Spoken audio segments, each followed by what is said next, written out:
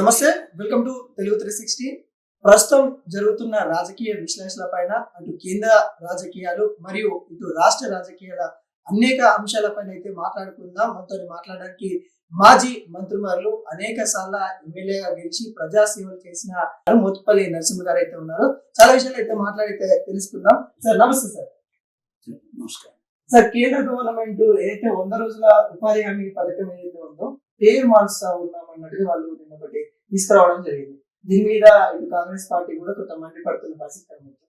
మీరు ఎలా చూస్తా ఉన్నారు సార్? 100 రోజుల పని ఈ ప్రభుత్వం ఆ సమయంలో కూడా మీరు ఉన్నారు, ఎలా చూస్తారు?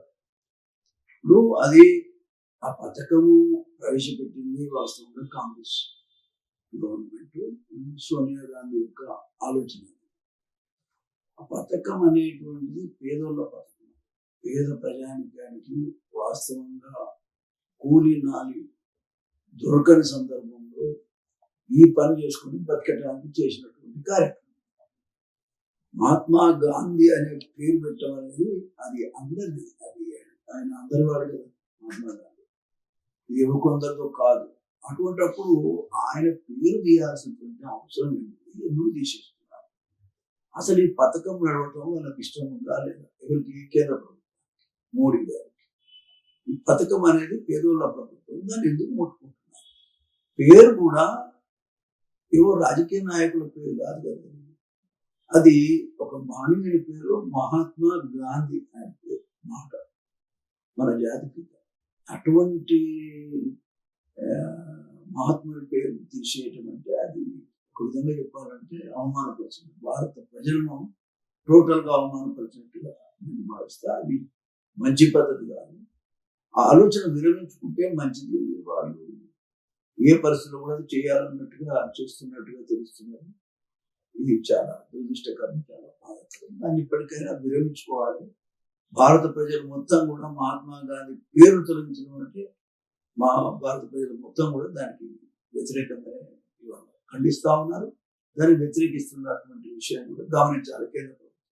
అంటే సార్, అంటే పేదల యొక్క బతుకులు మార్చండి అని ప్రభుత్వాలు వాళ్ళ చేతిలో పెడితే ఈ విధంగా పథకాల పేర్లు మార్చుకుంటూ కొంత, ఎందుకంటే అనేక ఇప్పుడు భారతదేశంలో ఉన్న అనేక కార్యాలయాల్లో కూడా అన్ని డాక్యుమెంట్లు కూడా మార్చాలి, కొంత ఆర్థికమైన ఖర్చుతో కూడుకుంది. కానీ బతుకులు మార్చకుండా ఇలా పేర్లు మారుస్తా ఉన్నారు, వీటిని ఎలా వస్తాం? అంటే నేను చెప్తే అసలు అటువంటి ఆలోచన రావడం మంచిది. అది ప్యూర్లీ పేదవాళ్ళ కోసం పెట్టిన ప్రోగ్రామ్, గ్రామీణ పథకం. అటువంటి పథకాన్ని తీసేయటం అనేటువంటిది ఇది చాలా దురదృష్టకరం. అసలు రెండోది ఏంటంటే పేరు తొలగించడం, కానీ దాన్ని ఏదో రకంగా నిర్వీర్యం చేయాలి, ఆ పథకాన్ని లేకుండా చేయాలన్న అభిప్రాయం కనబడుతూ ఉంది. ఇది చాలా దురదృష్టకరం. దాన్ని ఇప్పటికైనా కేంద్ర ప్రభుత్వం విరమించుకోవాలి. కాంగ్రెస్ పార్టీ మరి పెట్టినటువంటి పథకాన్ని తీసేయాలనేటువంటి ఒక కసి తప్ప దాంట్లో ఏమి కనబడటం లేదు. కాబట్టి కేంద్ర ప్రభుత్వం ఆ రకమైన నిర్ణయం చేయడం దురదృష్టకరం. అంటే కాంగ్రెస్ పార్టీ మీద ఉన్న కోపాన్ని ప్రజల మీద తీస్తున్నారు అనుకోవచ్చు, అంతే కదా, అర్థం అంతే కదా. ఇప్పుడు కాంగ్రెస్ పార్టీ పెట్టిన పథకం అది ఏమన్నా ఎవరికన్నా చెడు చేసే పథకమా? కాదు. కొన్ని పార్టీ పేరున్న పథకమా? కాదు.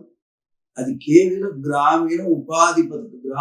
గ్రామాల్లో ఉన్నటువంటి పేద ప్రజలకు ఒక ఉపాధి కల్పించే పథకం. అంతకంటే మంచి పథకం ఏముంటుంది సార్?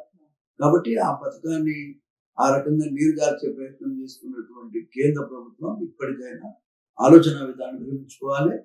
తప్పకుండా ఆ పథకం యాజ్ ఇట్ ఈజ్ కొనసాగేటట్టుగా చూడాలి.